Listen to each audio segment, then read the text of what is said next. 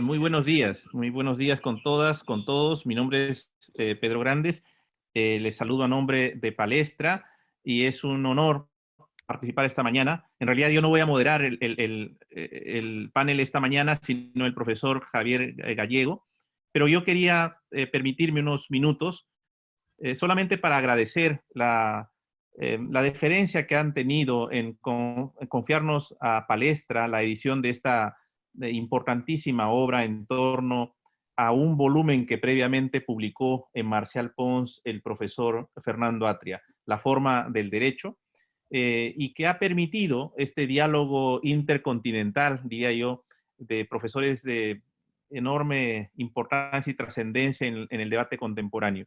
Quiero también agradecer en esta breve presentación introductoria el contacto que fue para la concreción de este proyecto el profesor José Juan Moreso, que está ahora en el panel de la Universidad Pompeu Fabra, que me puso en contacto con los autores y editores de la obra. Le agradezco mucho. Y desde luego también a Javier Gallego, que ha acompañado el proceso de edición de este proyecto. Creo que la obra del profesor Atria, ustedes son los que conocen más de cerca, tiene que ser, necesita ser revisada, leída, discutida, y este ha sido, sin duda, el objeto de este volumen que hoy presentamos. Les agradezco mucho su atención y le paso inmediatamente la palabra a Javier Gallego para la conducción de este panel. Buenos días con todos. Gracias, Pedro. Si me lo permites, quisiera, antes de introducir a los presentadores, tomarme 5 minutos para también decir algunas palabras de agradecimiento.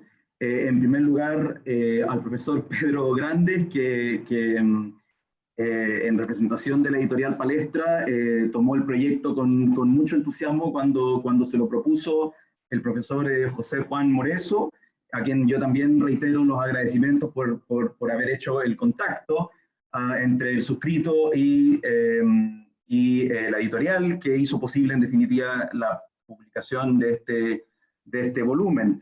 Quiero también agradecer a Manuel Rivas, del Departamento de Producción Editorial de Palestra, que hizo un trabajo espléndido de edición y de coordinación de toda la parte del back and forth de la post-edición para dar con el producto final.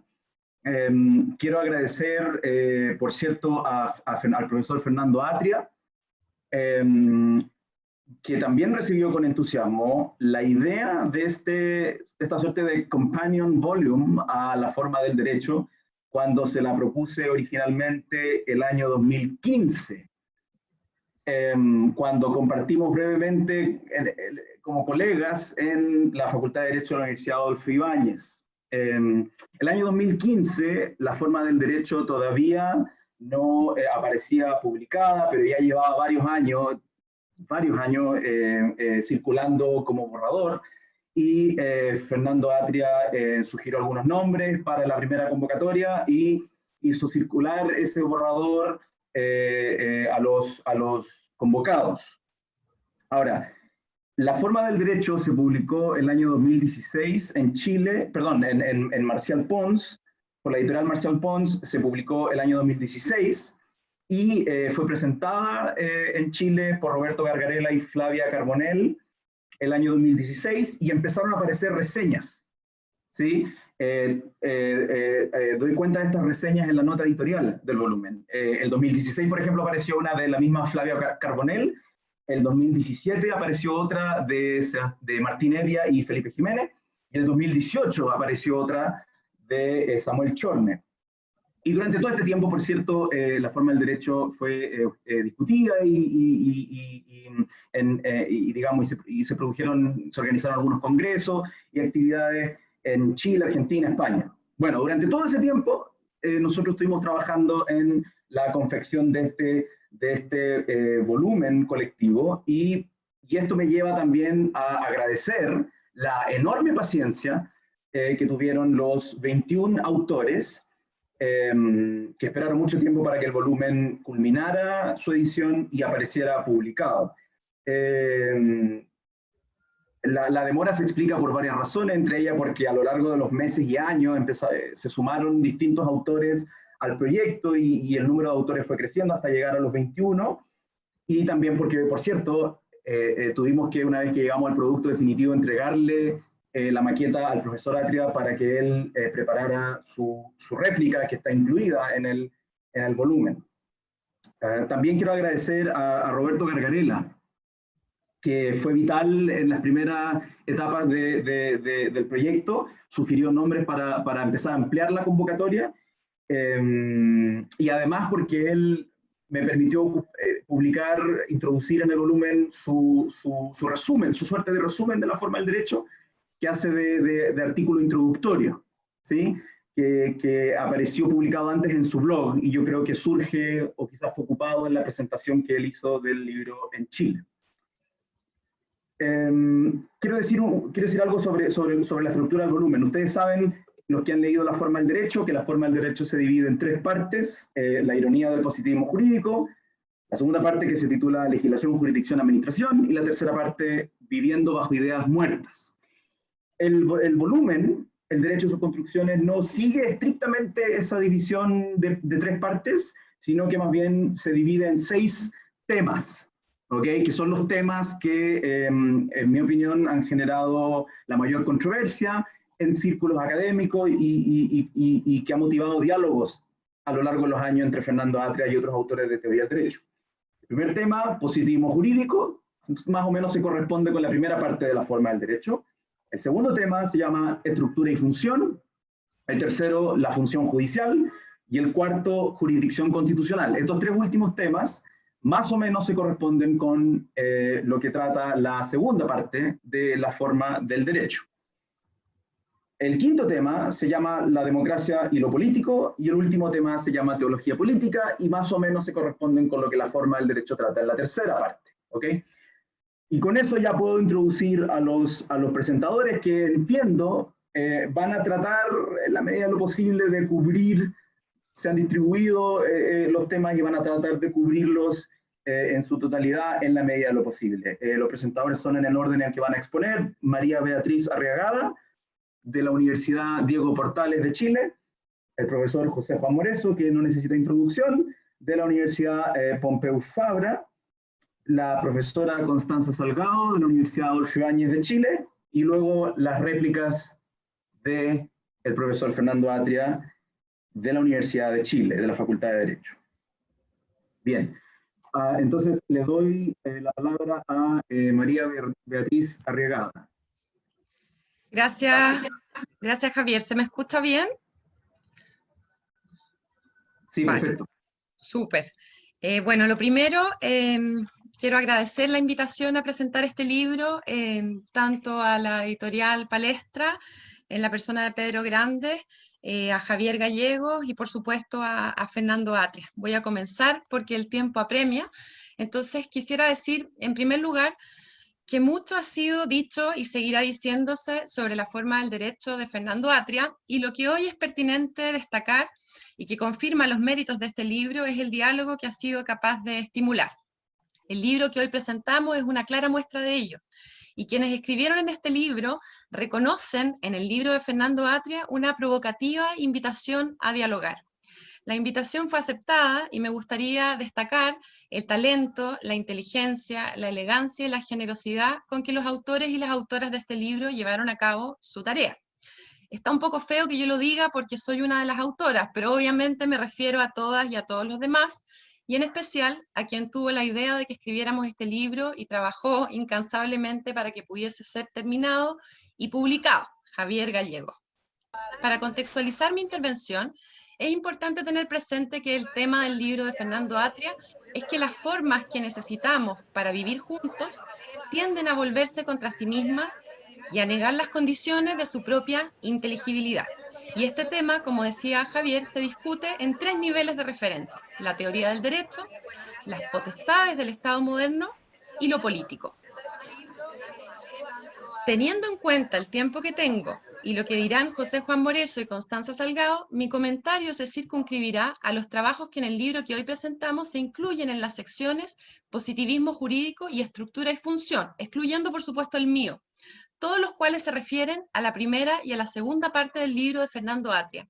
Obviamente no es posible hacer una relación pormenorizada de todas las ideas interesantes que en estos trabajos se presentan, y ofrezco excusas anticipadas por poder hacer apenas una muy apretada síntesis y destacar algunos aspectos relevantes, en orden a que esta intervención pueda tener algún hilo conductor y sobre todo que no sea aburrida para ustedes. Con esas restricciones, también voy a intentar referirme a algunos aspectos de la réplica que, para seguir conversando, fue elaborada por Fernando Atria.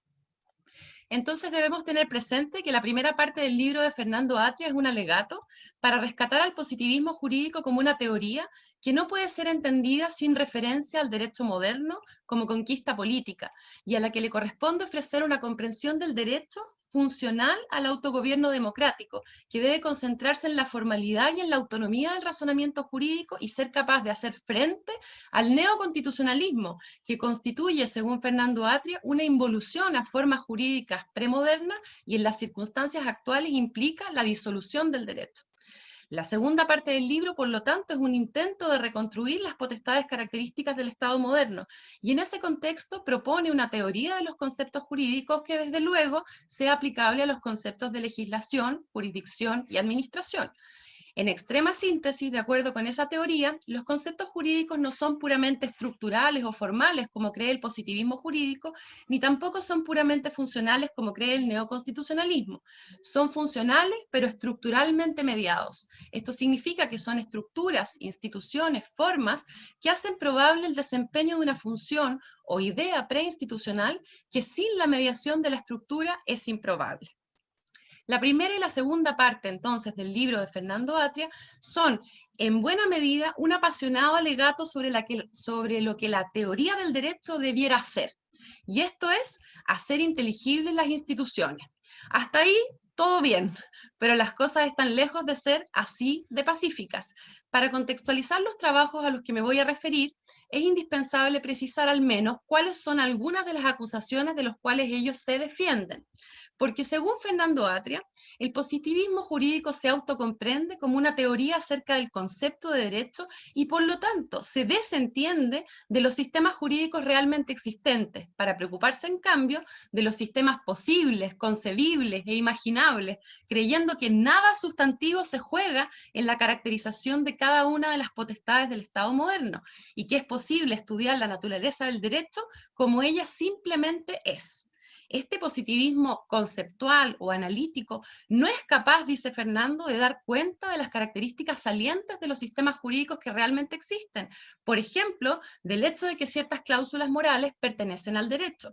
Tampoco advierte que el derecho no es algo que pueda ser descrito sin que la descripción cambie lo descrito, ni que toda teoría del derecho es necesariamente constitutiva de su objeto y se compromete con conclusiones sustanciales acerca del contenido de las instituciones jurídicas.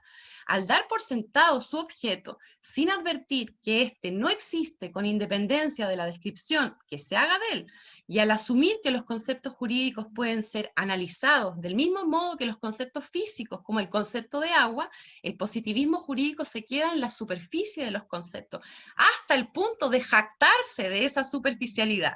El análisis conceptual que realiza el positivismo jurídico analítico entonces sería estéril, tosco, vacío, trivial, poco interesante. Por último, el positivismo jurídico analítico se equivoca al entender los conceptos jurídicos como puramente estructurales, ignorando la relevancia de la función que los hace inteligibles, pero que en cambio no sirve para individuarlos, es decir, para identificar las instancias a los conceptos a los cuales los conceptos se aplican. Estas instancias, según Fernando Atria, se identifican por referencia a una estructura o forma, que a su vez se identifica por referencia a la función.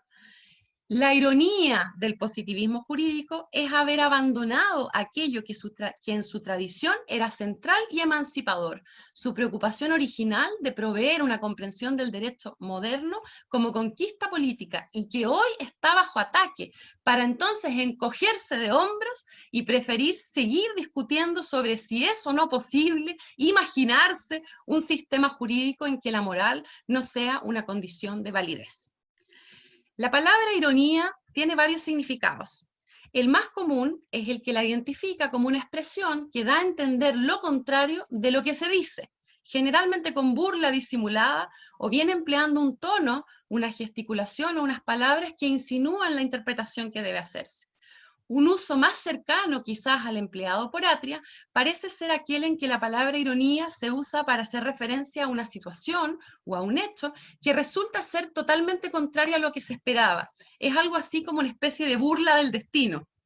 Digo esto porque ya que Fernando ha puesto las cosas en esos términos, y dado que la ironía presupone inteligencia tanto en quien la emplea como en quien la capta, será interesante revisar las ironías de la teoría de Fernando Atria que fueron advertidas por quienes escribieron en este libro que hoy día presentamos y que son algunos de los actuales exponentes más destacados del positivismo jurídico.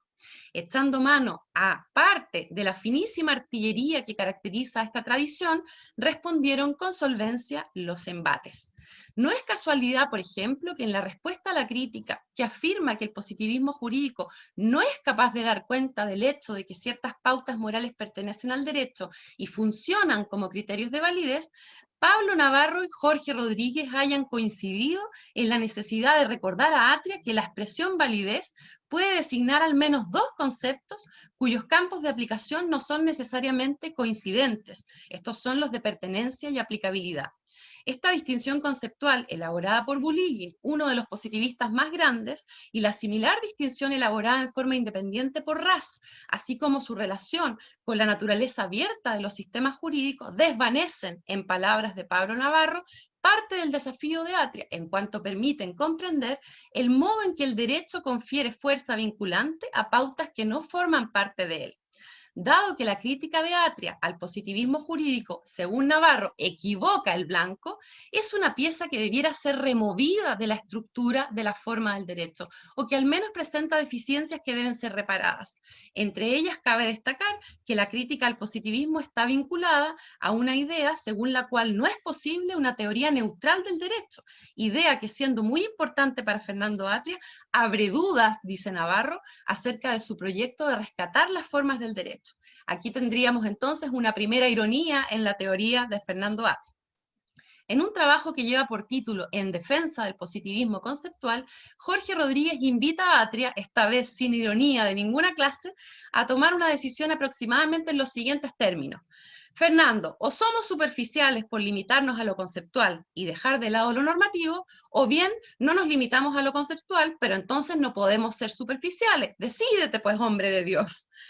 Advirtiendo, sin embargo, que esta no sería una defensa suficiente del positivismo jurídico, porque la crítica podría reformularse como un dilema, Rodríguez se hace cargo de los dos cuernos de este dilema, y en primer lugar argumenta que tanto el positivismo excluyente como el incluyente sí son aptos para dar cuenta de las características distintivas de los sistemas jurídicos contemporáneos, y en segundo lugar muestra por qué el ejemplo utilizado por Fernando, que es un ejemplo sobre la competencia de la Corte Suprema chilena en el recurso de casación, no es un ejemplo apto para mostrar que el positivismo conceptual tenga en realidad consecuencias normativas.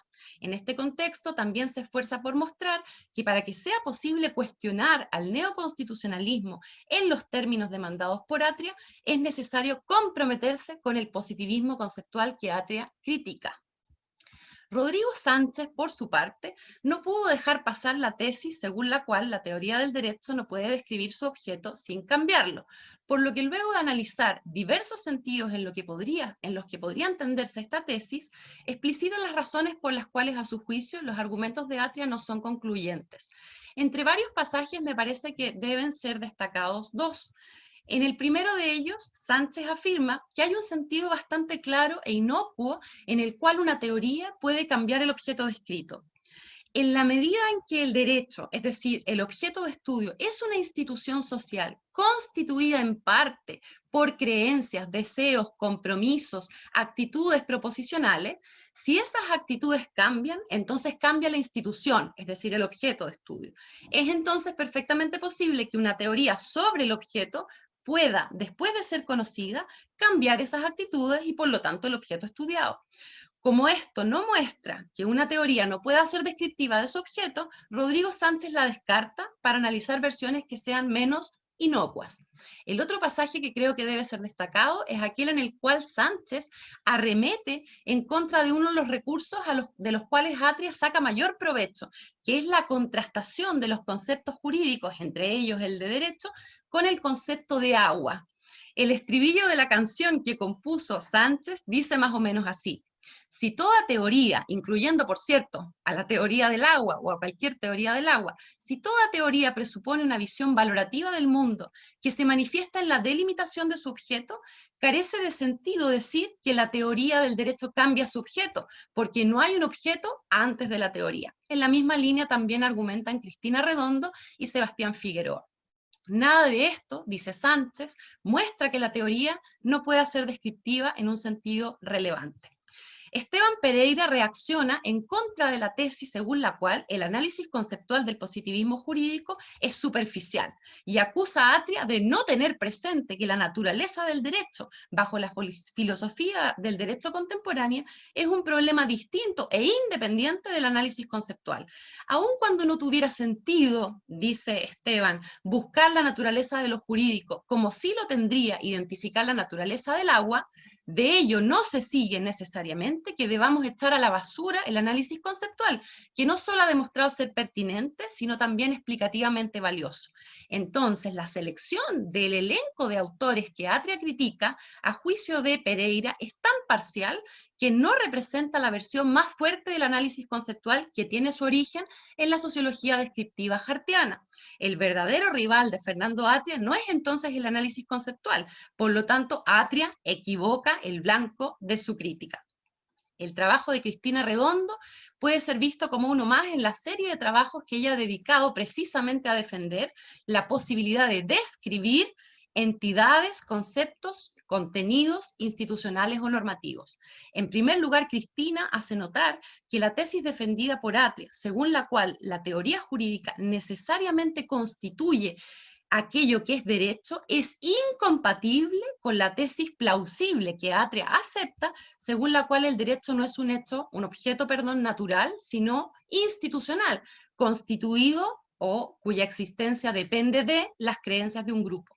Si el derecho es una entidad teórica, dice Redondo, no puede ser una entidad institucional.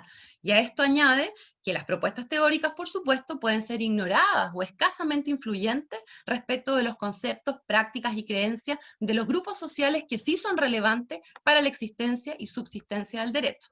En segundo lugar, argumenta que al ocuparse de conceptos generales, la teoría del derecho no se refiere ni se compromete con ningún contenido específico que las instituciones que instancian estos conceptos puedan tener. Y utilizando el mismo ejemplo usado por Fernando Atria, que es el que ya mencioné, que es el de la competencia de la Corte Suprema chilena en el recurso de casación, intenta mostrar que las tesis conceptuales de Hart son compatibles con enunciados contradictorios acerca del contenido de derecho chileno, puesto que tal contenido, argumenta Redondo, y el contenido de cualquier institución depende contingentemente de las normas, prácticas, concepciones y formas de entender la institución de que se trate en distintas épocas y culturas. En tercer lugar, sostiene que la posición de Atria es una posición de carácter sustancialista que para definir los conceptos jurídicos apela a exigencias extrajurídicas particularmente morales.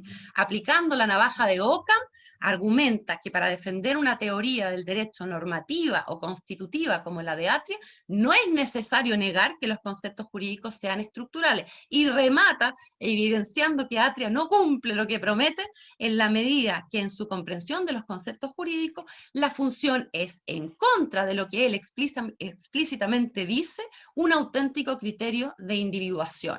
Vaya otra ironía. Sebastián Figueroa, por último, defiende la tesis de que puede haber conceptos jurídicos estructurales y que son de esta clase los llamados conceptos jurídicos básicos, como por ejemplo los de autoridad y responsabilidad, que se caracterizan por ser relacionales y porque pueden cumplir múltiples funciones. Según Sebastián, el carácter estructural de estos conceptos estaría implícitamente reconocido en el modo en que el propio Atria se refiere a la estructura de los conceptos de jurisdicción y administración. De nuevo, nuevo encontramos entonces una ironía.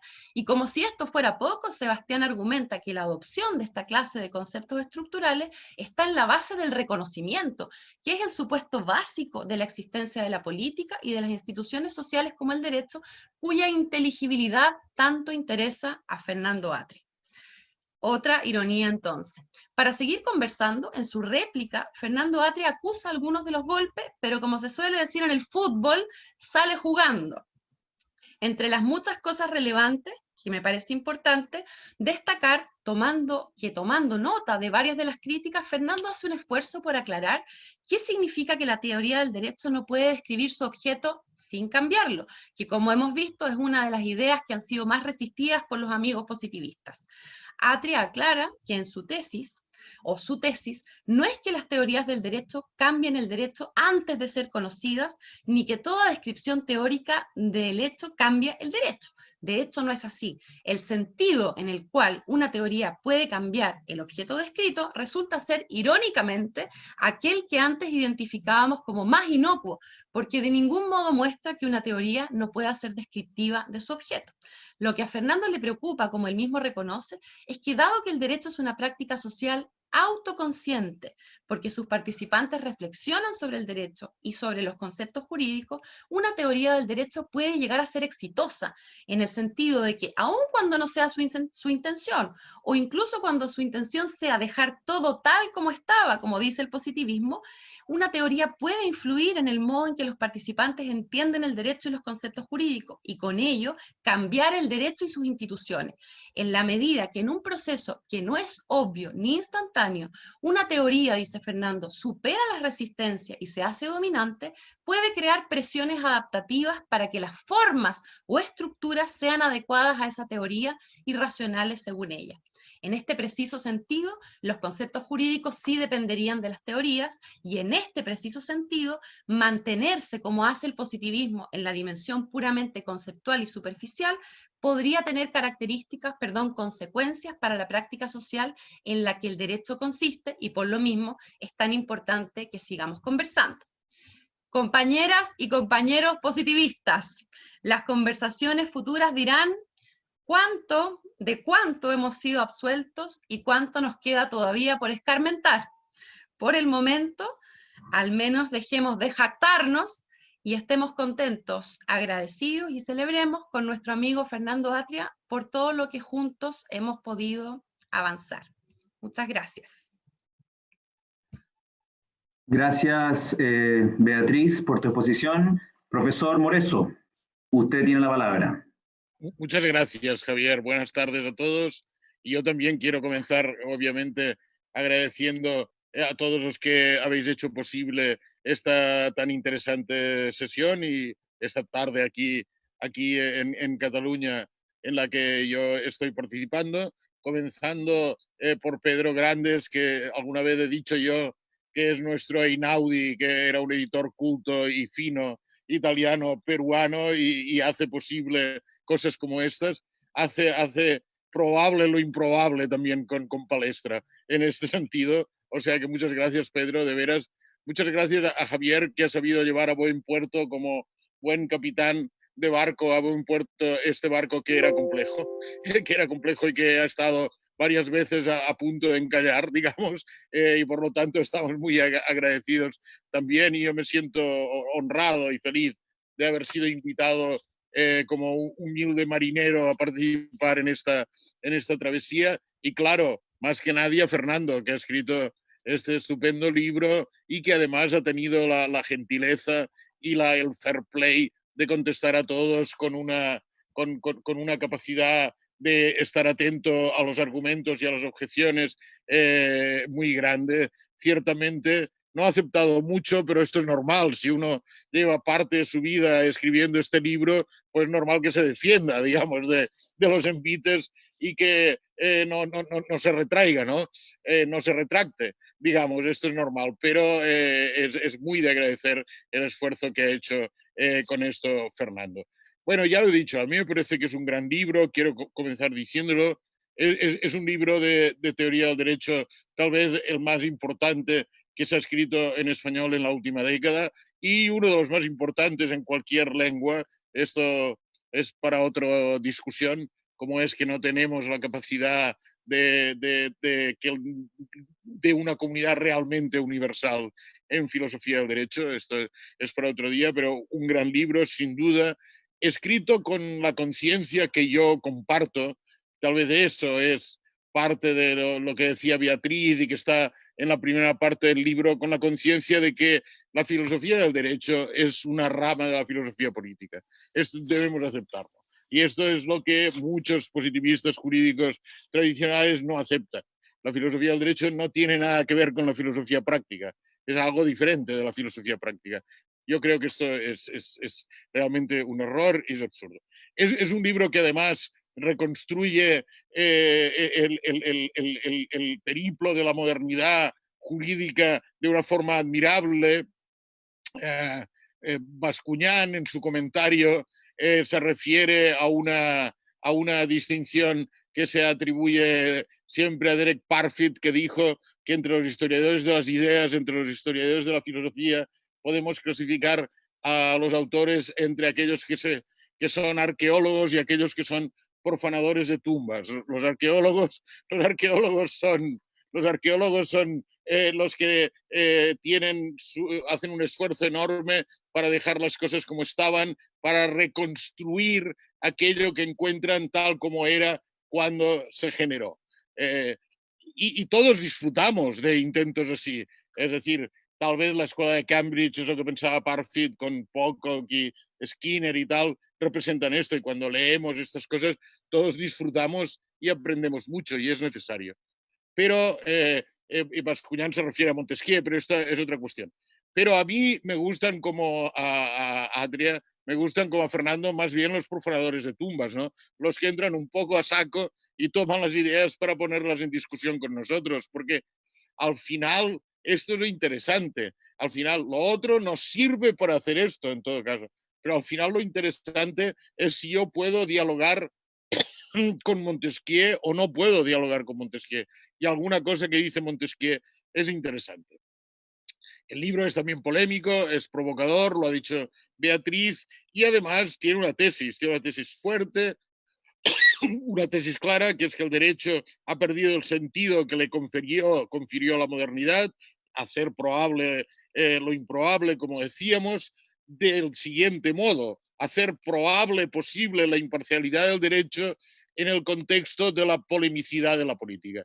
Esto es lo que hemos perdido. El derecho ya no puede ser imparcial porque los jueces se han convertido en o bien partisanos que defienden posiciones polémicas en nuestra sociedad, o bien en burócratas administradores que cumplen con aquello que es propio de la administración, pero no de la jurisdicción, que es seguir las órdenes de las autoridades políticas. Y esto, yo no voy a hacer lo que ha hecho Beatriz, porque no estoy en condiciones, esto es la verdad, de presentar las ideas así que han presentado Bordalí, Bascuñán, quiero decirlos a todos, ¿no? Ahora Zaransky, Julio Montero, Verdugo y Jiménez en los dos partes centrales del comentario, que son la función jurisdiccional y el control de constitucionalidad, la judicial review, sino referirme a este núcleo. Es decir, lo que quiero defender es que nunca, ni siquiera en los albores de la modernidad, y ponerlo otra vez a discusión, el derecho fue tan imparcial que estuviera al margen de la polemicidad, y que hay elementos en la obra de Fernando, en el libro de Fernando, en la forma del derecho, para mostrar que tal vez es también posible decisiones imparciales en contextos más polémicos, que la dicotomía imparcialidad y polemicidad y controversia no es una dicotomía tan absoluta como él la presenta. Para hacerlo, y trataré de ser breve, empecemos con un caso reciente. Hace algo más de un mes, la Corte Suprema de Estados Unidos decidió un caso que seguro que muchos de ustedes conocen, que es Bostock versus Clayton County, Georgia, en donde debía decidirse sobre si determinados despidos en el lugar de trabajo estaban incluidos en la prohibición de discriminación por razón de sexo que se estableció en la Ley de Derechos Civiles en el 64. En concreto, porque era este caso y dos más los que decide la Corte, en concreto la Corte debía pronunciarse sobre si el despido de una persona por su orientación sexual, en este caso un hombre que era homosexual, era un despido por razón de sexo y por tanto un despido improcedente, y también el despido de una mujer que había cambiado de sexo, de una mujer transexual, de un transexual, vamos a decirlo bien, de un transexual, estaba incluido en la discriminación por sexo. Tal vez ustedes saben que la Corte decidió, aún si la Corte actual es una Corte más bien conservadora, claramente, la Corte decidió por 6-3 a favor de considerar que era una discriminación por sexo. Aconsejo que miren esta decisión, porque además en ella había el informe, un amicus curiae, un amici curiae de 80 importantes filósofos americanos, 80 páginas escritas sobre este tema a favor de que la discriminación por sexo incluía la discriminación por orientación sexual o por identidad de género. Está bien, esta sin duda, la decisión fue tomada con el argumento que la discriminación por orientación sexual no se puede comprender sin presuponer la discriminación por razón de sexo. Y esta era la cuestión, porque solamente atribuyendo un sexo podemos saber la orientación sexual. Es de una cuestión polémica, no cabe duda que es una cuestión polémica, no cabe duda que en nuestra sociedad es una cuestión polémica. Lo era en Estados Unidos, de modo que incluso el Congreso de Estados Unidos había rechazado leyes que introducían explícitamente estos casos en la ley. Por lo tanto, los contrarios a la decisión de la Corte decían, bueno, esto que lo decían los estados, si quieren también que la discriminación por orientación sexual esté excluida. Pero esto no se puede decidir a través de la Corte, porque si se hace, la Corte se convierte en partisana a favor de esto. Y este me parece que sería el argumento de Fernando. Me parece que el argumento de Fernando sería, cuando la Corte hace esto, la Corte deviene partisana, porque aquí no es posible tomar una decisión imparcial, porque aquí la jurisdicción no puede ser imparcial, dado que estamos en el terreno de la política y esto se debe resolver políticamente. Bueno, yo tengo muchas dudas acerca de esto, tengo muchas dudas. Creo que esta resolución puede resolverse imparcialmente. Cuando la leí me acordé, si me permiten esta anécdota, me acordé que cuando yo era niño en una ciudad pequeña, donde ahora estoy muy cerca, y que se llama Tortosa, que solo tiene 40.000 habitantes, pero era en toda España que sucedía esto, pero yo lo veía ahí, había muchas mujeres mayores, solteras, que eran telefonistas, cuando en Telefónica había que conectar a las personas y todo esto. ¿Por qué? Porque en el tiempo del franquismo, si una telefonista contraía matrimonio, perdía su lugar de trabajo. Perdía su lugar de trabajo. Entonces esto representaba que muchas mujeres telefonistas no contraían matrimonio porque querían conservar su lugar de trabajo. Bueno, ¿era discriminación por sexo o no era discriminación por sexo esta prohibición de contraer matrimonio a las telefonistas? Mujeres, a los hombres no, claro, mujeres, obviamente, a mí me parece que lo era. Ahora, con el argumento que sostuvieron los que pensaron que no, no lo sería, porque no las discriminaba por ser mujeres, sino por contraer matrimonio. Esto me parece una trampa y me parece que hay un espacio en estos ámbitos para la imparcialidad y hay un espacio para mostrar que las cosas son así. Quiero decir dos ideas más. Una idea es, esto es así hoy y era así en los comienzos de la modernidad. El caso que todos conocemos y que siempre ha desarrollado Dworkin, Riggs versus Palmer, que es un caso del siglo XIX que decide el Tribunal de Nueva York de acuerdo con caso del nieto que mata al abuelo y se plantea el problema si puede heredarlo o no, es un caso tradicional del derecho del common law, es un caso, pero es un caso polémico, hubo polémica. Es decir, hubo de los 5 jueces, hubo 2 que votaron en contra de esta decisión. Hubo polémica, era polémico ya entonces. Nunca la adjudicación ha estado al margen de que hubiera esta polémica. Ahora, porque haya polémica, no creo que pueda decirse que no hay imparcialidad. Es decir, mi idea es, y para que Fernando nos diga qué piensa. Mi idea es que el derecho es verdad lo que dice Fernando, que hace probable lo improbable, y es verdad que sin cierta opacidad de las reglas a sus justificaciones, el derecho sería incomprensible. No sé para qué tendríamos reglas. Esto sería incomprensible. Pero desde siempre, también en el derecho de la modernidad, ha habido determinados mecanismos en el derecho, interiores al derecho, que permiten a los aplicadores acudir a las justificaciones. Y así resuelven un tema que está muy desarrollado por Fernando y bien desarrollado en su libro. Así resuelven los casos en los que, con la expresión de Savigny, el derecho usa expresiones impropias, traiciona el sentido de la ley. Esto siempre ha sido tenido en cuenta. Este es el problema de seguir reglas. Es un problema de la ética nicómaca de Aristóteles, que decía, recuérdenlo, que decía, bueno, hay casos en que debemos utilizar algo como la plomada de los arquitectos de Lesbos. Es decir, las piedras las superficies no son totalmente lisas ni rectas, y necesitamos a veces decisiones que no caben en la universalidad de la regla.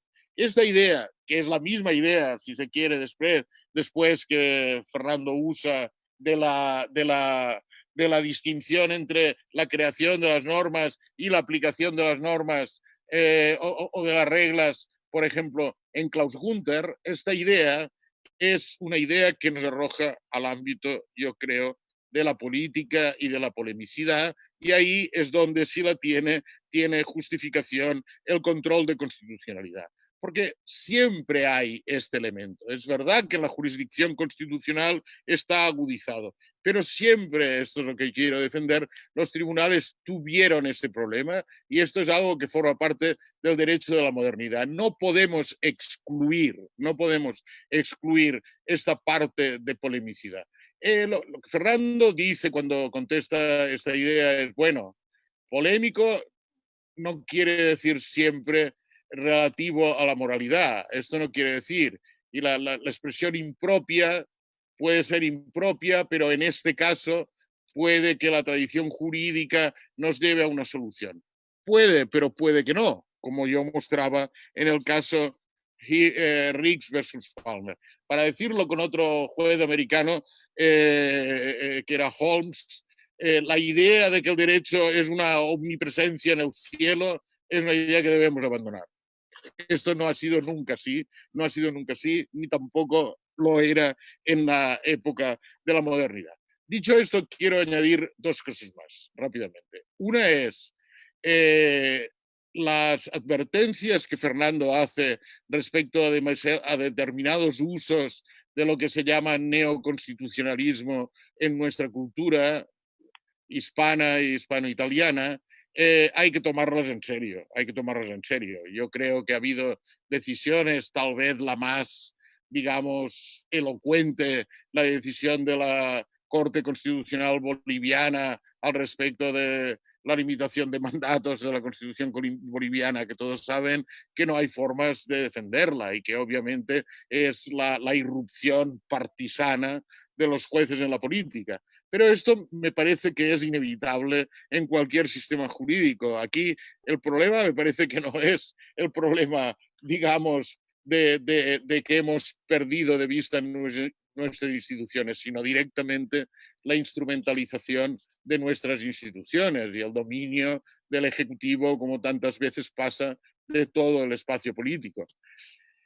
Pero hay otras cosas que son muy importantes, y una la quiero poner de manifiesto porque me preocupa, y la ha dicho muchas veces que, la digo con la terminología de Ferrajoli, uno de los problemas, yo creo, del neoconstitucionalismo en muchas cortes en Latinoamérica, la colombiana, pero también la ecuatoriana, la mexicana incluso, más que la chilena por la estructura institucional de Chile, es que los jueces no están en condiciones, porque este es el ámbito de la política, no están en condiciones de generar el respeto de los derechos sociales, algo de lo que también se ha ocupado muchas veces Fernando. No están, porque los jueces no pueden crear un sistema hospitalario, un sistema de salud de acceso universal. Esto no pueden crear los jueces. Los jueces pueden poner algún parche. Para decirlo, digo, con la terminología de Ferrajoli,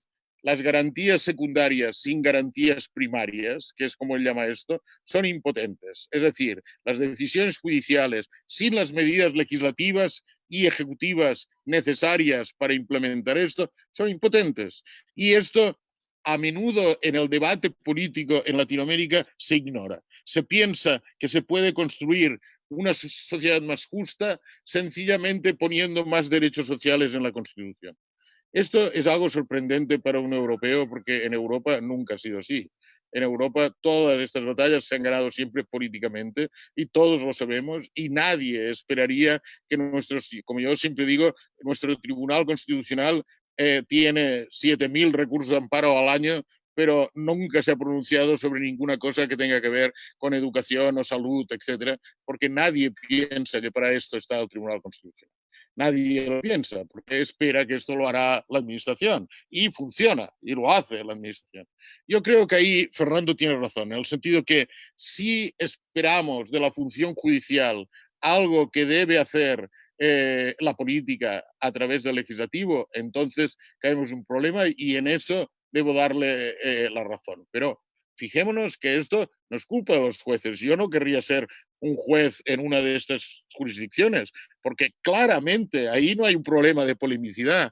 Claramente la Constitución colombiana concede recurso de amparo a los que por la salud y dice claramente que el derecho a la salud es jurisdiccional. Entonces, si yo soy un juez, ¿qué hago? No es una cuestión de polémica, es una cuestión de imposibilidad, es una cuestión distinta, de un mal diseño institucional, pero no porque sea polémico si los jueces deben hacer esto. Es claro que los jueces colombianos tienen esta autoridad, esto es claro. Ahora, ¿cómo lo hacen? ¿Cómo lo hacen? Bueno, termino por decir algo que ya dirá mejor Constanza, pero por decir algo de la última parte, y lo digo como pregunta muy brevemente a Fernando.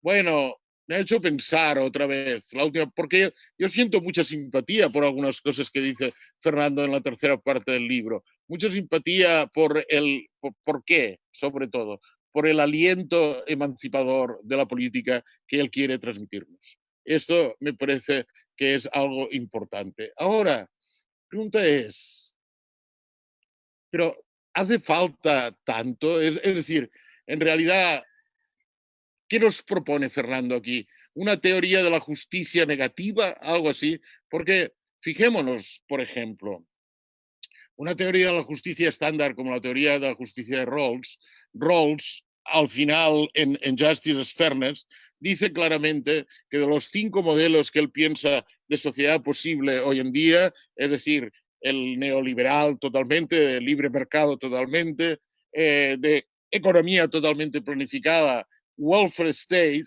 y los dos que él considera únicamente compatibles con la teoría de la justicia, es decir, socialismo liberal y property owning democracy, estos dos solamente están en condiciones de implementar sus principios de justicia.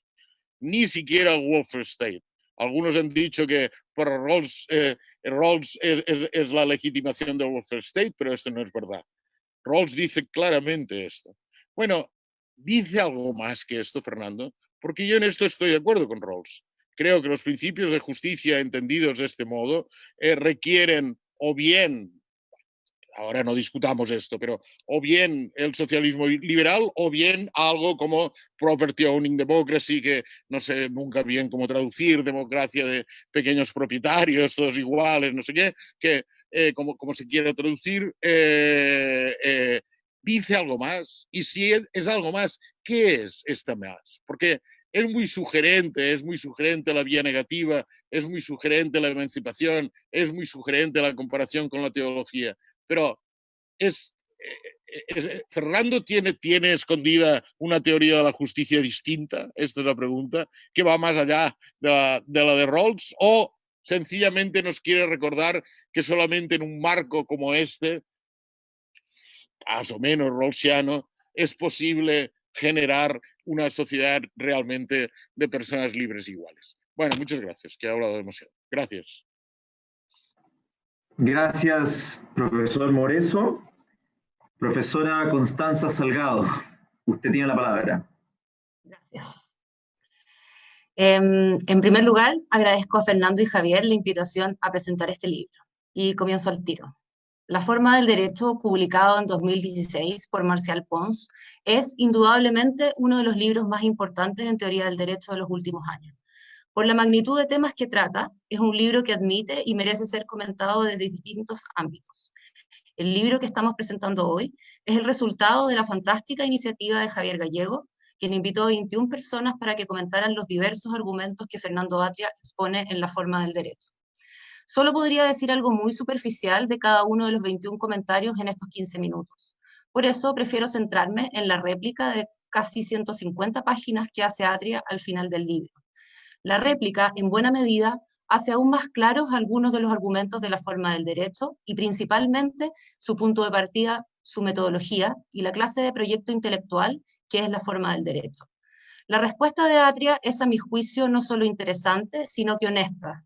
Atria no introduce ningún elemento ad hoc a su teoría, lo que uno diría es una prueba de la fuerza del argumento de la forma del derecho. Como dije, dado los diversos temas que la forma del derecho aborda, uno podría pensar que no es en estricto rigor un libro sobre teoría del derecho. Atria, sin embargo, es enfático en enmarcarlo en ese espacio, con una frase exquisitamente provocadora, pero que a la vez se preocupa de justificar en este libro que estamos comentando. Atria insiste en 2 o 3 ocasiones que la teoría del derecho es el prólogo silencioso de toda acción política. La razón es que la acción política está orientada a la transformación del mundo social, y el mundo social está constituido por instituciones. La teoría del derecho, por tanto, ha de proveer del lenguaje para hablar de lo político por la vía de explicitar sus condiciones de inteligibilidad, ya que no es posible entender su sentido sin entender el sentido de las instituciones. Este es, quizás, el estándar que impulsa la crítica de Atria hacia el positivismo contemporáneo de ser superficial e irrelevante. El positivismo post-hartiano y durkheimiano deja las cosas tal como están, en parte porque asume una perspectiva estrictamente conceptual. Atria repite una y otra vez que esto es un error, que el punto de partida son las instituciones reales y existentes que conocemos. Es por eso que la forma del derecho comienza desde abajo, desde las instituciones realmente existentes y construye desde ahí. El dictum hegeliano de que todo lo real es racional pareciera ser el punto de partida metodológico y la óptica desde la cual Atria desarrolla su teoría del derecho. Esto tiene sentido. La teoría del derecho pretende hacer inteligible el derecho, y el derecho que nosotros conocemos, el derecho moderno, no es un concepto, sino que una práctica, un orden normativo institucionalizado. El hecho es de hecho su carácter institucional el que hace posible el espacio de imparcialidad que el derecho ofrece. El derecho, dice Atria, promete un espacio de imparcialidad en un contexto en que lo natural, lo probable, es la polemicidad. La teoría del derecho ha de explicar cómo el derecho hace esto posible. Por eso, la forma del derecho le interesa la distinción entre derecho y moral, no en sentido conceptual, sino en la medida en que es una distinción que preserva el espacio de imparcialidad que constituye el derecho. La separación entre derecho y moral no es una cuestión conceptual, afirma Atria, y acá lo cito, sino una promesa, o en su caso, un logro evolucionario que debe ser defendido y preservado en la medida en que el derecho deba ser defendido y preservado. La cuestión importante es sobre la capacidad del derecho de mantener la diferencia entre lo jurídico y lo político, o en otras palabras, entre lo imparcial y lo polémico. La teoría del derecho, entonces, no es la especificación cuidadosa de un conjunto de conceptos, sino la reconstrucción racional de una práctica social. Así, parte de lo que la forma del derecho pretende hacer es mostrar cómo la teoría del derecho post-hartiana ha errado el camino en esto, cómo cuestiones que en el pasado eran tratadas como reconstrucción de prácticas sociales realmente existentes pasaron a ser cuestiones meramente conceptuales. Atria usa con maestría la teoría del derecho de Hart para mostrar cómo es que ésta se alinea con la óptica de la forma del derecho. Como sabemos, Hart entiende las reglas secundarias como un logro civilizatorio. Ellas hacen posible el derecho en la medida en que proveen de institucionalización. Ahora, si bien Hart no da una razón que explique por qué separar las reglas de cambio de las reglas de reconocimiento, para la forma del derecho, dice Atria acá en este comentario, la explicación es clara. Las reglas de reconocimiento consisten en criterios no polémicos de identificación del sistema. Una regla es válida, por ejemplo, en la medida en que ha sido promulgada y publicada en el diario oficial. La satisfacción de las reglas de cambio es, por el contrario, una cuestión compleja, que puede fácilmente ser polémica, por lo que si el reconocimiento dependiera de las reglas de cambio, la identificación del derecho sería fácilmente polémica. Porque incluso si las reglas de cambio no incluyen criterios sustantivos en el procedimiento legislativo, este igual puede volverse polémico. El procedimiento de reforma constitucional que hoy permite el retiro del 10% del fondo individual de cotizaciones previsionales devino polémico, como bien sabemos quienes vivimos en Chile. Si el criterio de validez de las reglas que autorizan el retiro fuese el cumplimiento de las reglas procedimentales de reforma constitucional, los funcionarios podrían entonces ignorar la reforma constitucional. Como se puede ver, la distinción entre reglas de reconocimiento y reglas de cambio no solo permite una reconstrucción más verosímil del derecho, de por qué consideramos reglas válidas con defectos de origen, o sea, reglas con defectos de origen las consideramos como reglas válidas, sino que una explicación de cómo el derecho hace posible un espacio de imparcialidad. El derecho logra ese espacio de imparcialidad que promete en la medida en que organizado como una institución, o en otras palabras, a través de sus formas. Los conceptos jurídicos, argumenta Atria, son conceptos funcionales estructuralmente mediados. Por eso, los conceptos jurídicos son conceptos institucionales. Su función siempre viene mediada estructuralmente a través de formas. Ahora, si bien la forma hace posible el derecho, no es lo único que lo explica. La razón es que una explicación puramente estructural del derecho, a la Kelsen, supone pérdida de sentido. Una teoría puramente estructural, como es la teoría pura, no puede distinguir conceptos jurídicos fundamentales. No puede distinguir entre sanción e impuesto, por ejemplo, ni tampoco entre jurisdicción, legislación y administración. O, como afirma Hart, no puede distinguir entre normas que imponen obligaciones bajo amenaza de sanción y normas que confieren potestades, lo que impide ver todas las funciones que cumple el derecho. En este sentido, la forma del derecho se vuelve a alinear con Hart, quien entiende no como una cuestión conceptual o como una cuestión normativa, sino como una reconstrucción de la práctica existente, que las instituciones jurídicas cumplen distintas funciones sociales, distintas finalidades. Así, determinar la función de las instituciones no es un asunto inmediatamente moral o normativo, afirma Atria. Nuevamente, ahí la respuesta está en mirar las estructuras de las instituciones realmente existentes. Pero aquí Atria va más allá de Hart, diría yo, porque la forma del derecho defiende una reconstrucción de las instituciones fundamentales del Estado moderno, que si bien muestra cómo se articula la imparcialidad que el derecho promete, también apela al principio democrático. Así, para la forma del derecho, la potestad legislativa no es solo, como en Hart, el conjunto de reglas que hace posible la creación deliberada de normas jurídicas, sino que la estructura que hace probable la identificación de la voluntad del pueblo. Y la jurisdicción no es solo el conjunto de reglas que, como en Hart, dotan de autoridad a ciertos órganos para declarar con carácter definitivo cuándo se han infringido las reglas del sistema, sino que la estructura que hace probable dar a cada uno lo que conforme válidas y aplicables corresponde. Solo la aplicación de la ley permite reconducir la decisión del juez al pueblo. Ahora bien, la forma del derecho defiende una comprensión no formalista de la aplicación de la ley. Es por eso que los casos de impropiedad de la ley, o en otras palabras, de derrotabilidad, son para Atria los casos centrales para definir lo característico de la función judicial. Según Atria, la jurisdicción supone aplicación, pero una aplicación que incluye la pregunta sobre si la regla general contenida en la ley debe ser aplicada al caso particular. Es decir, una aplicación que entiende que la pregunta por la aplicabilidad de la ley no es una pregunta que venga respondida por la ley misma. Atria sabe que los casos de expresión impropia constituyen uno de los límites del razonamiento formal, y que por eso son ciertamente un problema para una teoría del derecho que reivindica las formas.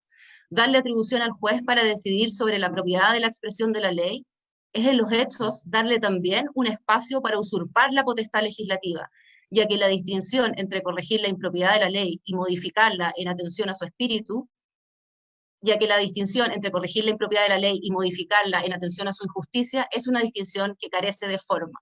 Esto, sin embargo, dice Atria, no significa renunciar a la imparcialidad del derecho. Wittgenstein cuenta la historia de un tipo que deja a su hijo con un amigo y le dice que le enseñe un juego por mientras, y a la vuelta los encuentra jugando a los dados y a su hijo apostando todo el dinero que tenía en su alcancía. El tipo le dice al amigo, por supuesto que no quise decir esto cuando te dije que le enseñaras un juego a mi hijo.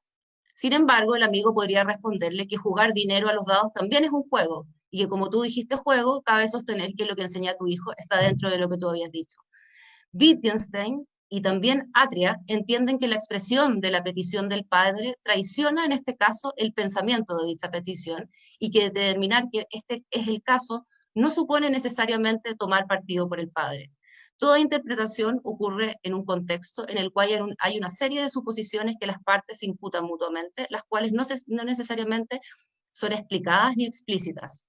La interpretación en el derecho ocurre en un contexto similar. Lo que los abogados aprendemos en la universidad no es un conjunto de reglas, sino una práctica argumentativa específica, que dentro de otras cosas sabe cómo encontrar en la expresión de leyes, pensamientos o espíritu. Así, la posibilidad de una adjudicación que sin dejar de serlo sea sensible a la expresión impropia depende de una práctica argumentativa y también de una estructura que haga que el juez no busque usar el caso como un instrumento para reafirmar sus convicciones personales. No ocurre lo mismo, sin embargo, con la aplicación de la Constitución. Atria vuelve a reiterar aquí que la aplicación de la ley es radicalmente distinta a la aplicación de la Constitución. La Constitución es categorialmente distinta a la ley, y no solo un texto más difícil de reformar que contiene cláusulas abstractas o indeterminadas. El hecho de que una norma sea abstracta no implica que toda interpretación de ella sea polémica, dice Atria. Y uno tendría que decir que el hecho de que una cláusula sea precisa no le resta de potencial polemicidad si es que su lugar está en la Constitución. La pregunta que surge inmediatamente es cuál es la importancia de las cláusulas que consagran derechos, si estas siempre pueden ser leídas de acuerdo a su mejor lectura moral. La lucha que de seguro existirá cuando estemos redactando la nueva Constitución en Chile por consagrar o no derechos sociales o por su contenido específico, ¿es una lucha realmente relevante? Atria diría que sí, me imagino. Pese a ello, según el argumento de Atria, el hecho de que la Constitución no consagre expresamente derechos sociales y que en sus orígenes haya querido conscientemente excluirlos, no impide que podamos hacer una lectura que los entienda incorporados en caso de que la cuestión se volviera polémica. En la última parte de su réplica, Atria aclara y discute sobre algunas de las ideas de la parte final de la forma del derecho, viviendo bajo ideas muertas. Esta parte es indudablemente la que parece más alejada del ámbito de la teoría del derecho. Sin embargo, Atria vuelve a reiterar aquí la idea de que la teoría del derecho es el prólogo silencioso de toda acción política y que, por tanto, ésta ha de proveer del lenguaje para hablar de lo político. Y hablar de lo político, dice Atria, supone significar imperfectamente. ¿Qué puede querer decir, por ejemplo, la frase «la soberanía reside esencialmente en la nación y se ejerce por el pueblo»? ¿En qué sentido real puede uno sostener la idea de que la ley es la voluntad del soberano y que el soberano es el pueblo? La idea de que la ley es la voluntad del soberano y que el soberano es el pueblo no son ideas que Atria ha sacado de un sombrero ni de los libros. Son ideas que encontramos expresamente declaradas en la ley y en la Constitución. Sin embargo, parecieran estar muertas, dice Atria. Parecieran estar muertas porque no podemos darle un significado que no nos fuerce a elegir entre la ingenuidad y el cinismo. Es decir, un significado que por un lado ignora los defectos de las formas democráticas realmente existentes y por el otro que ignora que hay algo importante en la idea de pueblo. ¿Cómo es posible afirmar esta idea sin caer en la ingenuidad o en el cinismo?, se pregunta Atria. La respuesta es entendiendo que ellas significan imperfectamente. Ellas hacen presente entre nosotros lo que no puede estar presente, dadas las vidas enajenadas que llevamos. La idea de pueblo hace presente un reconocimiento recíproco radical, que sin embargo no puede estar presente en nuestras condiciones de vida. Esto no solo vale para las instituciones políticas, sino que para todas las instituciones. La dimensión anticipatoria, dice Atria, define las instituciones en el sentido de que cuando no la tienen, no son instituciones. La consecuencia más importante de esta idea es que las instituciones no pueden ser miradas de modo puramente instrumental. Ciertamente, las instituciones tienen una dimensión instrumental en la medida en que hacen probable lo improbable, pero no pueden ser reducidas a esa dimensión instrumental porque eso supone ignorar su dimensión anticipatoria. Reemplazar las formas democráticas de representación en favor de encuestas, líderes carismáticos o tecnócratas, porque ellas identifican mejor qué va en interés del pueblo, nos aleja de la idea de autogobierno. La segunda parte del dictum hegeliano podría ser aplicable acá. Para Atria todo lo racional es real. Ahora bien, la dimensión anticipatoria no es una nueva etiqueta para decir moralmente justificado. Según él, según Atria, y aquí lo cito directamente, la dimensión anticipatoria de las instituciones no es ni predicación ni predicción, no es un juicio acerca de lo justas o injustas que son, y tampoco es una afirmación sobre cómo evolucionarán en el futuro. Efectivamente, el juicio acerca de la justicia de las instituciones pareciera ser un juego del lenguaje diferente, pero aún cabe preguntarse si la dimensión anticipatoria de las instituciones supone un juicio acerca de su valor. Yo diría que sí, porque solo si este es el caso, ellas pueden ir acompañadas de un compromiso de parte de los participantes. La dimensión anticipatoria y la significación imperfecta supone, antes que todo, una actitud. Tal como Hart explica que la normatividad del derecho y la existencia de los sistemas jurídicos suponen, en la base, una actitud interna por parte de los funcionarios respecto a las reglas secundarias, es decir, respecto de las instituciones, uno podría decir acá que la estabilidad de las instituciones también suponen para Atria una actitud, sin embargo, inestable, porque se trata de un compromiso no ciego con ellas. Eso por mi parte. Creo que estoy en los 15 minutos justos. Gracias, Constanza. Pedro Grandes me ha dicho que habría espacio para preguntas, si es que alguno de ustedes tuviera alguna que quisiera formular. Así que si es que alguien quisiera hacer alguna pregunta, la puede dejar en el chat. Estoy hablando de la transmisión por Zoom y puedo recogerlas y formularlas. Profesor Fernando Atria, usted tiene la palabra. Gracias, Javier. Estoy abrumado, ¿no? Agradecer a Pedro Grande y a Palestra, la colaboración, el entusiasmo con que se sumaron a este proyecto. Quiero agradecer al profesor Javier Gallego el trabajo incansable por editar este volumen. Me consta todo el trabajo que fue. La paciencia del profesor Gallego y de los demás coautores, por supuesto, para esperar que yo respondiera, terminara de escribir mi contribución, que fue la última. Así que quiero agradecerle a Javier y, por cierto, a todos los 21 coautores el regalo que significa esto, ¿no? O sea, el dedicarse a discutir y comentar las ideas de otro, con ánimo de entenderlas de mejor manera y así testearlas, es lo que caracteriza a la academia y a su camaradería. Y yo tomo este libro como eso, como una demostración de camaradería, como una de las mejores demostraciones de camaradería posibles en la vida académica, y algo de lo que hace que la vida académica todavía tenga un valor incalculable. Los comentarios que Beatriz, José Juan y Constanza han hecho están exactamente a la altura de eso, precisamente. Yo se los agradezco de corazón. Me emociona los comentarios, la preocupación de los comentarios, y no quiero por un lado hacer una larga exposición. Ya escribí el libro original y escribí las 100 y tantas páginas de respuesta. Pero por otro lado tampoco quiero cometer la descortesía de no referirme a algunas de las cuestiones que han mencionado Beatriz, José Juan y Constanza. Cuando Beatriz llama a sus compañeros y compañeras positivistas, bueno, yo me siento llamado también. Yo, como yo lo digo en la forma del derecho, yo me siento un pariente lejano que vuelve a casa y los encuentra peleando entre ellos en una discusión amarga, que pierde de vista algo importante. Entonces, hay parte importante en la tradición positivista, como lo dijo Constanza, de la cual yo me siento, o sea, yo entiendo que la forma del derecho es parte. La forma del derecho no es una crítica más al positivismo jurídico. La forma del derecho es un intento por rescatar lo que ahí hay de valioso. Y me gustaría, porque una de las cosas que me ha permitido el tener que responder, o leer y responder estos 25 comentarios, o ahora los 3 que se han hecho, eso permite una óptica distinta a un trabajo que me ha acompañado a mí por los últimos 15 años. Pero mirarlo a través de los ojos de otros es extraordinariamente útil. Y por eso, la manera en que yo pondría ahora el sentido fundamental de la forma del derecho es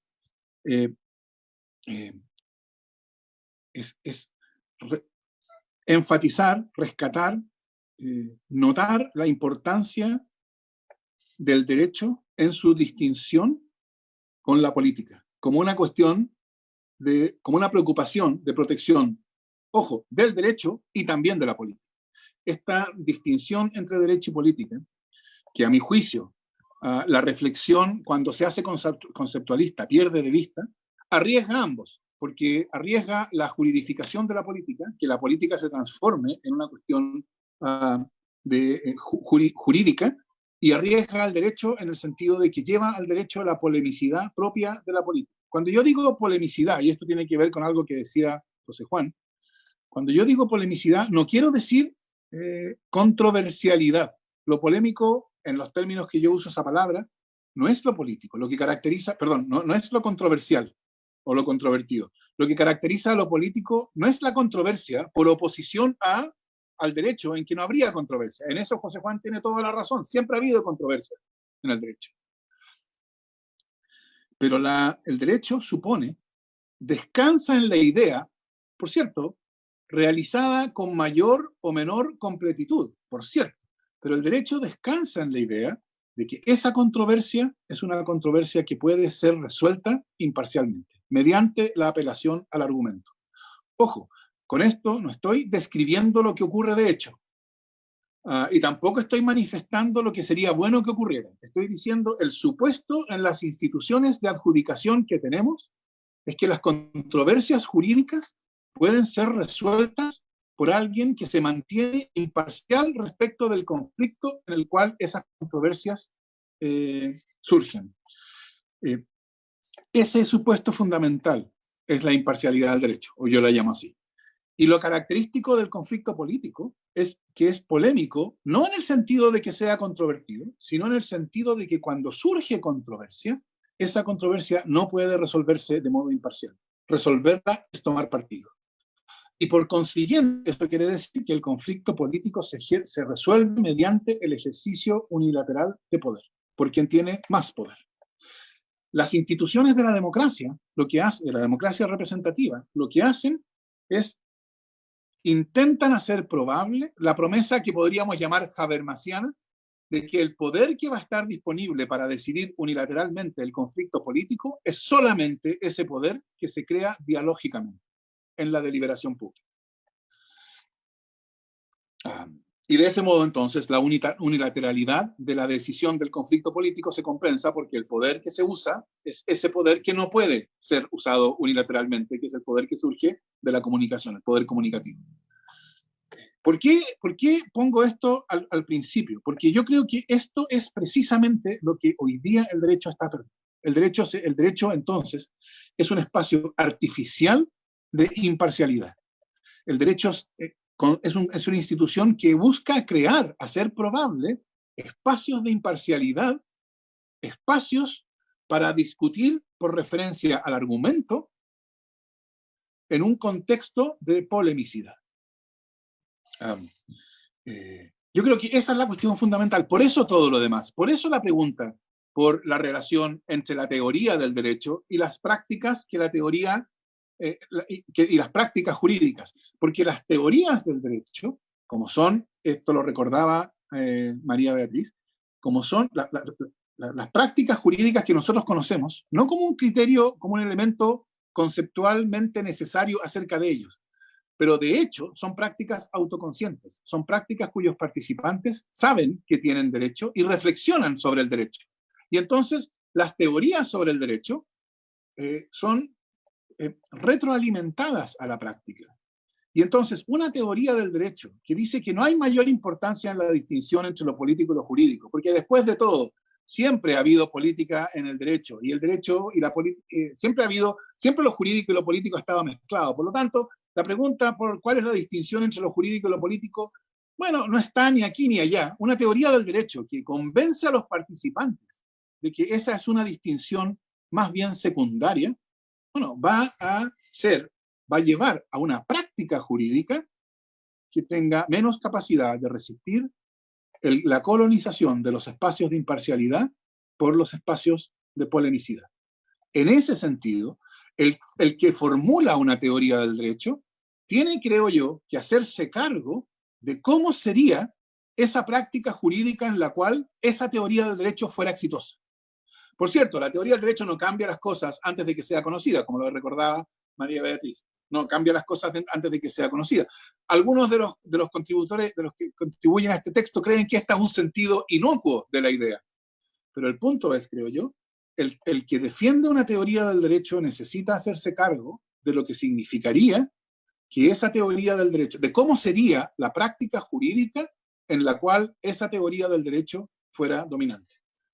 Es decir, para defender la teoría del derecho hartiano tenemos que preguntarnos cómo es una teoría del derecho en la cual sus funcionarios tienen un aspecto interno hartiano. Para defender, o parte de la defensa de una teoría del derecho dworkiniano, o de la crítica, por cierto, es la respuesta a la pregunta, ¿cómo sería una práctica jurídica cuyos funcionarios tuvieran el aspecto interno dworkiniano, etc.? En ese sentido, importa. Y de nuevo, la cuestión a mí no me interesa como una cuestión conceptual. A mí me interesa como una cuestión política, de estabilización de una práctica que permite hacer la diferencia entre lo imparcial y lo polémico. Y eso especialmente en América Latina. Y esto tiene que ver con algo que decía José Juan. En América Latina, la idea de que es a través del derecho que se consigue, que se logra justicia social, es una idea que ha echado raíces extraordinariamente profundas. Y digo yo extraordinariamente profundas, no siempre, probablemente en algo así como, vagamente, los últimos, digamos, 30 años, 40 años. Yo creo que más o menos en la misma época en que irrumpe la idea neoliberal. Y entonces hay una pregunta interesante de por qué esa idea echó esas raíces tan profundas en Latinoamérica.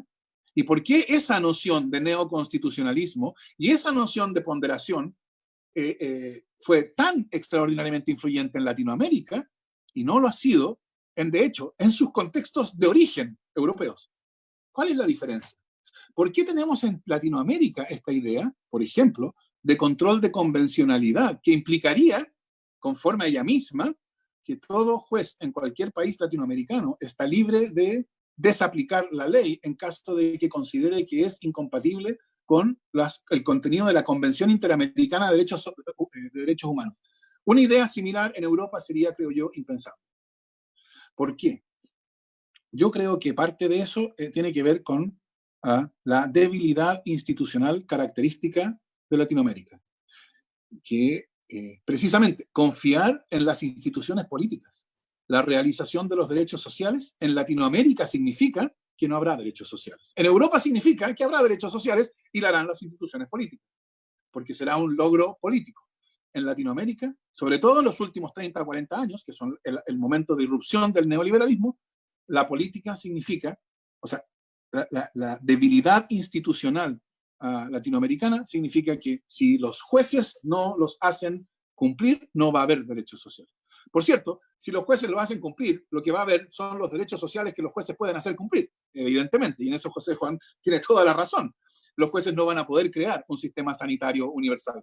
Los jueces van a poder, por ejemplo, prohibir, ordenar a un establecimiento educacional que reintegre a una estudiante embarazada en tercero medio. Eso sí puede hacer un juez. Y, por cierto, nada de lo que yo nunca he dicho es una crítica a que eso lo hagan. Pero si se trata de transformar la educación de una mercancía en un derecho social, para eso se necesita instituciones políticas capaces de actuar. Instituciones políticas y poder social político, por supuesto, organización social, acción política. Entonces yo creo que hay una cuestión muy profunda acerca de la diferencia en estas cuestiones entre Latinoamérica y el resto, que va en perjuicio de nosotros los latinoamericanos, porque yo creo que nosotros estamos entonces recorriendo un camino peligroso, precisamente porque en Latinoamérica se está alcanzando grados especialmente intensos de disolución de la distinción entre el derecho y lo político, y algunas de las cuestiones a las cuales José Juan hacía alusión hacen referencia a eso, ¿no? El caso, hoy día vemos, José Juan hacía referencia al caso boliviano. En mi réplica yo hago referencia a otros casos, a los golpes de Estado institucionales que hemos visto ocurrir en distintos países de Latinoamérica, y la ironía, para devolverle el gesto a Beatriz, la ironía de que nosotros en Latinoamérica hayamos inventado esa noción aparentemente contradictoria de golpe de Estado institucional, ¿no? Yo creo que nada refleja mejor que la disolución de la distinción entre el derecho y lo político, que en Latinoamérica sea posible dar un golpe de Estado a través de las instituciones. Hay la exposición de Constanza describe mejor que yo como el argumento central de la forma del derecho, en particular en atención a su tercera parte. De modo que solamente enfatizar una cuestión que también aparece en la contribución de Constanza al libro, y yo trato de responderla en mi réplica. Constanza correctamente observa que la dimensión anticipatoria no es, o recuerda esta cita, no es ni predicción ni predicación. Es decir, que las instituciones anticipen el reconocimiento radical no es una predicción de lo que va a pasar en el futuro, y tampoco es una predicción de lo que ellas hacen hoy día efectivamente. La anticipación es una manera de entender las instituciones. ¿Supone que las instituciones tienen algún valor? Y yo diría que sí. En la réplica, y hay una alusión a eso en lo que dice Constanza, yo rescato esta idea de que el derecho injusto no es derecho en este sentido. Lo que quería decir, o sea, la parte de verdad que hay en esa afirmación de que el derecho injusto no es derecho, es que algo que se presenta como una institución que carece radicalmente de una dimensión anticipatoria, es decir, que no nos muestra nada acerca de cómo vivir, salvo nos impone los deberes correspondientes, no es una institución. En ese sentido, reconocer a algo como una institución es reconocerle alguna dimensión emancipatoria, alguna dimensión en la cual nos acerca hacia o nos hace presente entre nosotros posibilidades de vida emancipada que sin ellas no serían posibles. Entonces, en ese sentido, la dimensión anticipatoria sí supone algún valor de la institución. Y por eso, naturalmente, en una teoría en las teorías que se esfuerzan por separar las cuestiones de hecho y las cuestiones de valor, la dimensión anticipatoria tiene que quedar radicalmente excluida. Y al quedar radicalmente excluida, y quiero terminar con esto, se pierde una dimensión fundamental para hablar de las instituciones, porque José Juan me pregunta, ¿hay algo distinto escondido en todo este lenguaje teológico? ¿Hay algo adicional a lo que podríamos decir con el lenguaje mucho más contenido y espartano de Rawls, por ejemplo? No puedo evitar decir que, así como José Juan recuerda que Rawls diría que el welfare state y el neoliberalismo estarían excluidos, Hayek, cuando publica El espejismo de la justicia social, dice que las diferencias entre él y Rawls son puramente terminológicas, una afirmación con la cual yo supongo que la mayoría de los rawlsianos estarían en desacuerdo, pero que ahí está. Yo creo que la cuestión fundamental, y lo mencionó Constanza, es necesitamos tener un lenguaje para hablar de nuestras instituciones en que no seamos obligados a elegir entre cinismo e ingenuidad. Es decir, en el lenguaje espartano que José Juan, por el cual José Juan aboga, si nos preguntáramos cuál es el sentido en que la ley es la voluntad del pueblo, bueno, tendríamos que decir que, bueno, eso es un decir, o decir como dice, de hecho, Ferrajoli en alguna parte. Bueno, en rigor, no es la voluntad del pueblo, es la voluntad de la mayoría, o en realidad es la voluntad de la mayoría de los representantes, ¿no? Porque eso es todo lo que podemos decir. Pero la pregunta siguiente va a ser, por cierto, ¿qué autoridad tiene la voluntad de la mayoría de los representantes. Vamos a asumir que son genuinamente representantes que nos representan y que no representan a los poderes fácticos, al poder económico que los financia, etc.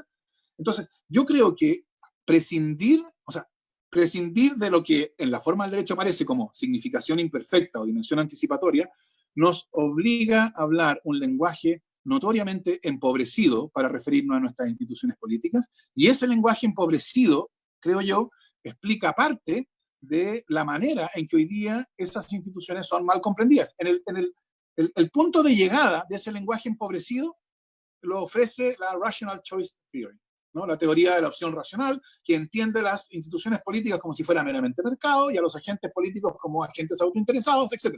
Yo creo que ese es el punto de llegada. No digo que Juan hable, lo mire así, pero yo apuesto que es difícil evitar llegar a ese punto o entender cuál es la cuestión que queda tan notoriamente distorsionada por la elección racional. Por cierto, esto es un argumento no por el sentido preciso en que yo hablo de significación imperfecta y dimensión anticipatoria. Esto es un argumento para mostrar la necesidad de un lenguaje que nos permita hablar de nuestras instituciones políticas sin elegir entre cinismo e ingenuidad. La forma del derecho propone un lenguaje de ese tipo, pero como dice Constanza, es probable, es la parte que es menos reconocible como cerca del canon de la teoría del derecho, y entonces quizás sea necesario formular alguna otra versión. Pero creo que la necesidad de tener un lenguaje que nos permita hablar de lo político, yo creo que es una condición de que podamos rescatar la estabilización, la estabilidad de las prácticas, de esas prácticas que hoy día vemos que están siendo erosionadas. No quiero aburrirlos más, quiero simplemente volver a agradecerle en particular a ustedes tres, a Constanza, José Juan, Beatriz, por el trabajo de hacer esta presentación, por la espléndida presentación, el inteligente comentario, con más o menos simpatía por el contenido del argumento, pero con mucha simpatía que yo sentí personal en la conversación. Así que muchísimas gracias, y también a Javier, el editor. Gracias. Gracias, Fernando. Tenemos un par de preguntas y propongo que tratemos de mantenernos dentro del límite psicológico de las 2 horas. Entonces voy a seleccionar las 2 preguntas más pertinentes. La primera, Fernando, que está formulada aquí mismo en el chat de Zoom, dice: ¿por qué este razonamiento jurídico, supongo que se refiere a la teoría del razonamiento jurídico de la forma del derecho, estaría mejor reflejado en el área del derecho civil, como habría sostenido en otras contribuciones, y no en otras áreas como por ejemplo el derecho penal? Esa es la pregunta. Y hay una subpregunta: si esto es así, hay ciertas áreas del derecho civil donde ese razonamiento jurídico que propones sea más reconocible, por ejemplo en temas de responsabilidad o de contratos o de bienes o de familia, etc. A ver, yo no creo haber dicho que, de hecho no pienso, así que puedo haberlo dicho, pero si lo digo me corrijo. Si lo dije me corrijo. Yo no creo que haya una diferencia entre el derecho civil y el derecho penal desde el punto de vista de lo que importa, la imparcialidad. Lo que sí creo que existe, que puede decirse, es que la aptitud del derecho para crear espacios de imparcialidad depende de lo que, usando el lenguaje de la dogmática alemana, uno podría llamar el grado de urbanización dogmática. ¿Cuánta construcción dogmática hay? Eso creo yo no es la única cuestión importante, pero yo creo que sí importa mucho, ¿no? Porque el sentido de circular por espacios urbanizados dogmáticamente es precisamente que las cuestiones están preconfiguradas, preordenadas, y de ese modo que el espacio para decidir conforme al argumento aumenta.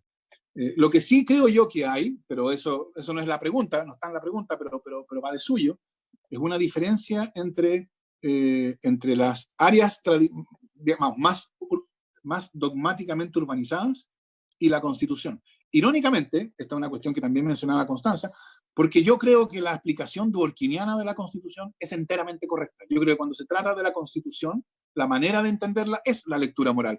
Eso yo lo tomo como el argumento, o sea, el punto de partida para un argumento anti-dworkiniano, porque eso lo que muestra es que la atribución de significado a la Constitución no es un ejercicio imparcial político, jurídico, sino una atribución en sentido política. Y gracias a Constanza, porque el punto que ella hace, creo yo, es bien acertado. Esto no es porque la Constitución contenga cláusulas morales, que las contiene, por supuesto, y esto, por cierto, hace todo más obvio.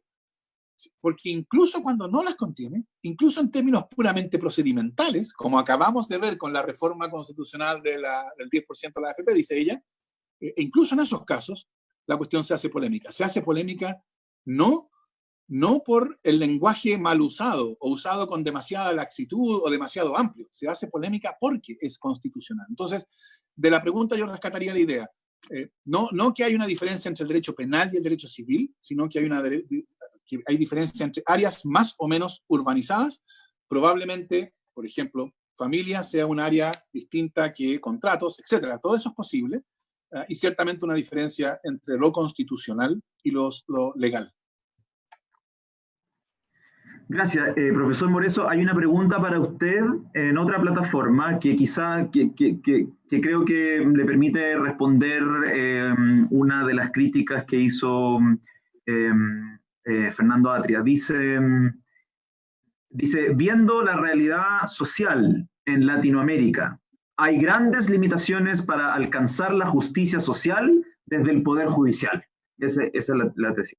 ¿Es posible repensar entonces las funciones del Poder Judicial sin llevar a conflicto las reglas y los principios? Esa es la pregunta. Muchas gracias. Bueno, yo creo que en este punto mi acuerdo con Fernando es total en este aspecto. Yo creo que no es una cuestión ni de cuál es el razonamiento judicial, ni de cuáles son los límites entre principios y reglas, ni de la ponderación. Creo que no, creo que es una cuestión del diseño institucional.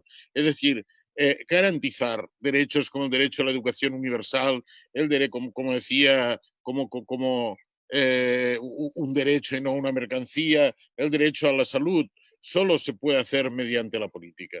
Y en esto estoy totalmente de acuerdo. Mediante las instituciones políticas, y lo sabemos, es decir, mediante leyes y administraciones poderosas, por cierto, construyendo una administración eficiente, robusta e imparcial también, construyéndola de verdad, una administración de salud eficiente, robusta e imparcial, que es lo que hay en Europa. Y yo creo que la esperanza de que los derechos sociales sean protegidos en algún país solamente con la actividad de los jueces es una esperanza vana. Por eso lo decía con la terminología de Ferrajoli en el siguiente sentido, es decir, las garantías secundarias, que son lo que hacen los jueces, sin garantías primarias son impotentes. Y esto es verdad, tiene razón Ferrajoli. Harían bien, aquí que Ferrajoli es tan importante en Latinoamérica, harían bien en escuchar este aspecto de Ferrajoli. No, son impotentes, aun si Ferrajoli tiene toda la construcción de los derechos sociales, pero él se da cuenta. Pero ya que estoy en el uso de la palabra, quiero decir solo una cosita de lo que decía Fernando, que lleva razón con esto de von Hayek, que es verdad lo que dice. Bueno, Rawls es tan importante, Fernando, que hay una derecha rawlsiana y una izquierda rawlsiana. Yo soy de la izquierda rawlsiana. Digamos, el Rawls que reivindico es el de la izquierda rawlsiana. Es el Rawls de Justice Fairness. El Rawls de Justice Fairness es la izquierda rawlsiana. Perdón por la broma, gracias. Gracias.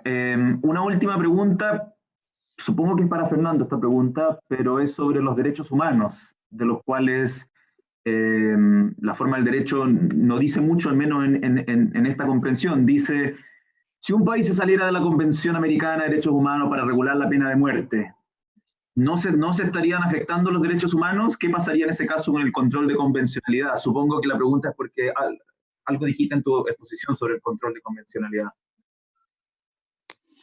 Es decir, si un país latinoamericano se saliera de la convención, bueno, ha ocurrido, ¿no? Cuando un país latinoamericano se sale de la convención interamericana, queda fuera del control de la Corte o de la competencia de la Corte. ¿qué pasaría si como consecuencia de una reacción popular ante un evento, especialmente un acto especialmente brutal, hubiera una demanda pública por restablecer la pena de muerte? Algo hemos visto, no demasiado fuerte en Chile, pero ha pasado ahora mismo, ¿no? Está pasando. Bueno, yo creo que uno tiene que pensar eso, no en términos de dónde va a estar el juez que va a poder actuar. Eso es una cuestión de se va a suscitar un conflicto político respecto de la posibilidad que tiene un país como Chile, por ejemplo, en restablecer la pena de muerte, y eso se va a decidir políticamente. Y hasta cierto punto yo creo que es bastante inevitable que sea así, porque la decisión es una decisión que va a tener ese carácter. Entonces, por cierto, algunos van a decir la pena de muerte está excluida por los tratados. Bueno, ese será un problema de la responsabilidad internacional de Chile, etcétera. Ahí se verá en su momento. Pero yo creo que la responsabilidad por esas cuestiones debemos entender que corresponde a la política y a los ciudadanos, entonces. Entonces necesitamos que sea una política que sea más sensible a los ciudadanos. Yo creo que el control de convencionalidad, la idea de que la legislación, porque yo creo que esta es la consecuencia que tiene, la idea de que la legislación es optativa para un juez a la luz de la aplicación directa de la Convención Interamericana de Derechos Humanos, es una demostración más de esta exagerada confianza, y a mi juicio justificada, confianza latinoamericana en el potencial emancipador de la justicia, y el escepticismo, que ese puede tener más espacio, más justificación, un profundo escepticismo que yo observo respecto de las posibilidades de la acción política. Gracias, Fernando. Gracias a todos los expositores. Le doy el paso al profesor Pedro Grande para finalizar. Muchas gracias, muchas gracias. Hemos sido testigos de un diálogo fructífero, de diálogo que necesitamos. He sentido envidia sana, como decimos acá, escuchándolos dialogar, porque tengo la impresión de que este nivel de diálogo necesitamos con más frecuencia en cada uno de nuestros países, ¿no? Ojalá el próximo diálogo sea también Perú-Chile. Yo le proponía al profesor Atria que creo aprenderíamos mucho también de su coherencia, porque creo que se le ve coherente de que él apueste por la política en los cambios institucionales y promueva con liderazgo, como lo está haciendo, los cambios constitucionales en Chile, porque hay cosas que desde la teoría del derecho sin duda no se puede hacer, no se puede lograr. Y involucrar además más a la ciudadanía, necesitamos más ciudadanía, en eso yo coincido plenamente en América Latina, ¿no? Y es verdad, estamos a lo mejor también en Perú seguramente confiando en exceso en cierta aristocracia judicial que un día nos dice una cosa y otro día nos puede abandonar.